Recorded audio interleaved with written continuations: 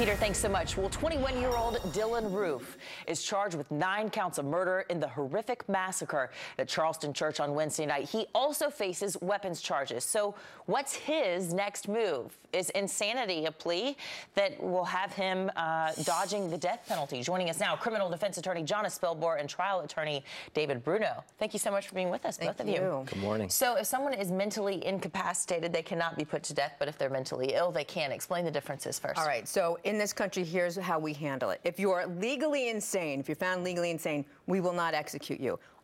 Also, if you're mentally incapacitated, we used to say mentally retarded, thanks to Atkins v. Virginia, we also cannot execute you. But if you are in the middle, if you are, basically what we want him to be is mentally ill and guilty, we can execute you. Simple as that. And tell me about whether he could likely be found legally insane. What will have to be proved in order for that to happen? What will have to be proven is that he doesn't have the capacity to understand the difference between right and wrong, legally or morally. So what will the defense argue? What will the prosecution argue? Well, it's very early, obviously. There will have to be examinations by doctors, but ultimately the prosecutor is going to argue goal-directed behavior. What happened before, what happened during, what happened after.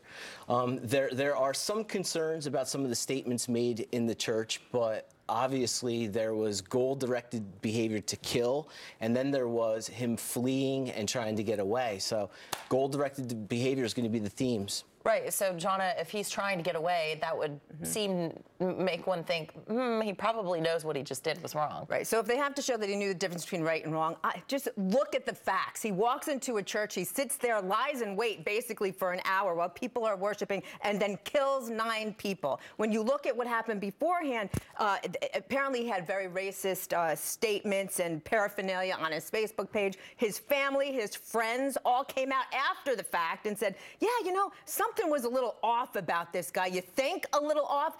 We're not going to have a problem.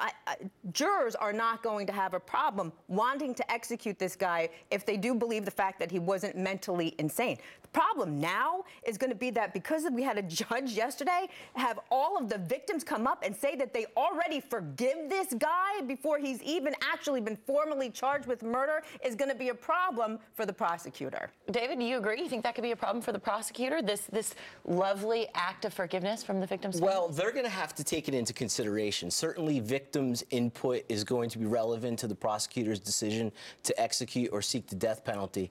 But following up on what you just said, what's important is what this individual was saying to friends before, the planning stage. In fact, what's recently came out is he was going to target a college before and actually changed for a specific reason at the historic value of that church. Important decisions. Do you think youth can be on his side? I mean, as sickening as that is to say.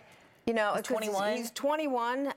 But I think if I were representing him, and I wouldn't want the task, but if I were, I want to know what is his intellectual capacity? What is his IQ? How smart or dumb is this guy? That would be the first thing that I would look at. David, you remember with the Boston bombers, and some of the victims' families didn't want the death penalty because they said, we're going to have to live through this over and over for a long time because of the appeals process. Sure. How much is what the victims' families want? How much does that play a role? Well, it has to be taken into consideration. There's no question about it. But like we saw in the Boston bomber case, the federal government decided to seek the death penalty. It's going to be their decision. They have to consider other factors in addition to that. David and Jonna, thank you so much. Tough topic this morning. Very tough. Absolutely. Thank you.